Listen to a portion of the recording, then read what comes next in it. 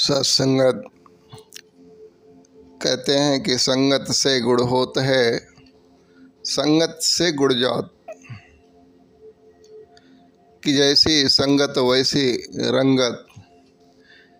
तो फिर वो चाहे वस्तु पे हो या इंसान पे। ये कहते हैं कि एक माता जी ने भी फरमाया था एक विचार में कि एक चाकू अगर डॉक्टर के हाथ में हो और एक वही चाकू अगर लुटेरे के हाथ में हो तो दोनों के कर्म करने के जो उद्देश्य हैं वो बिल्कुल ही अलग अलग हो जाते हैं। हालांकि चाकू से काट पीट करने का काम तो डॉक्टर भी करता है और लुटेरा भी करता है, लेकिन उद्देश्य जो होते हैं, भाव जो होते हैं वो अलग हो जाते हैं और परिणाम भी उसका अलग हो जाता है। कि डॉक्टर जो है ऑपरेशन करते समय काट पीट करता तो किसी की ज़िंदगी बचाने के भाव होते हैं उसके अंदर, किसी को जीवन दान देता है वो। और वहीं लुटेरा उसी चाकू से जो है कि वो भी काट पीट ही करता है किसी का, लेकिन वो जान लेने का भाव हो जाता है उसके अंदर। किसी को दुनिया से उठा देता है, जीवन दान नहीं, सीधा जीवन ही ख़त्म कर देता है। तो कहते हैं कि ये बात का जो रहस्य, अगर चाकू की बजाय इंसान अपने पे समझे कि हम अगर सतगुरु के हाथ में हैं तो फिर हम संसार में प्रेम मोहब्बत की ज़िंदगी जिएंगे। किसी के जीवन को सुख पहुंचाने की कोशिश करेंगे, किसी को जीवन देने का भाव होगा हमारे अंदर।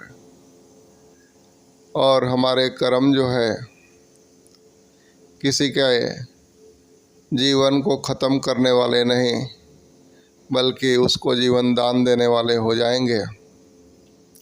अगर वही हमारा संग सद्गुरु के साथ न हो करके किसी दुर्जन व्यक्ति के साथ में है तो फिर हमारे कर्म, हमारे व्यवहार जो है दूसरों को चुभन देने वाला, एक तकलीफ़ पीड़ा पहुंचाने वाला हो जाएगा। तो एक बार खुद को चाकू की जगह अपने को रख करके अपने कर्मों को देखने जैसा है कि मेरे व्यवहार, मेरे आचरण, मेरे बोली भाषा किस प्रकार के हैं। लोगों को सुकून पहुंचाते हैं, आनंद देते हैं, खुशियाँ देते हैं, या फिर दर्द पीड़ा चुभन देते हैं। तो अगर हमारा जीवन लोगों को खुशी देता है, एक मुस्कुराहट, सुकून देता है, तो फिर अपनी पीठ खुद थपथपाइए, क्योंकि आपका जीवन सतगुरु के हाथ में है। आपका मन सतगुरु के साथ जुड़ा हुआ है, ज्ञान सतगुरु का आपके जीवन में स्थान लिया हुआ है। वरना अगर इससे विपरीत दिशा में कुछ कार्य हो रहे हैं, हमारे आचरण व्यवहार किसी को चुभन दर्द दे रहे हैं, तो फिर एक वहम भी है कि हम सतगुरु के साथ में हैं, सतगुरु के हाथ में हैं। लेकिन सच्चाई ये है कि ऐसे आचरण व्यवहार अभी भी बन रहे हैं तो हम सतगुरु के हाथ में नहीं हैं, हम किसी दुर्जन व्यक्ति के संग में आ गए हैं। अवगुण हमको घेरा हुआ है, धरा हुआ है। इसके लिए हम बहक चुके हैं, भटक चुके हैं। हमें खुद को समझने की ज़रूरत है और अपने सदगुरु के साथ रहने की ज़रूरत है, ना कि किसी दुर्जन व्यक्ति के साथ। कहते हैं कि दीवा के साथ रहेंगे तो एक जलता हुआ दीवा हमेशा आपको अंधेरे से बचाए रखेगा, और अगर अंधेरे के साथ जुड़ेंगे तो कुछ नहीं दिखाई देगा। आप दूसरों के लिए भी ठोकर बन जाएंगे और खुद भी ठोकर खाएंगे।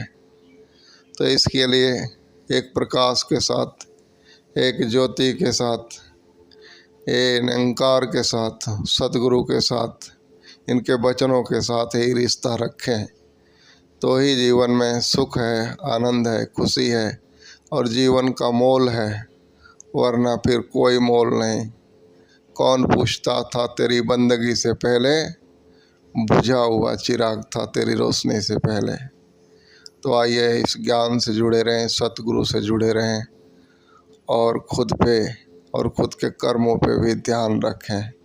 प्यार से कहना, धन निरंकार जी।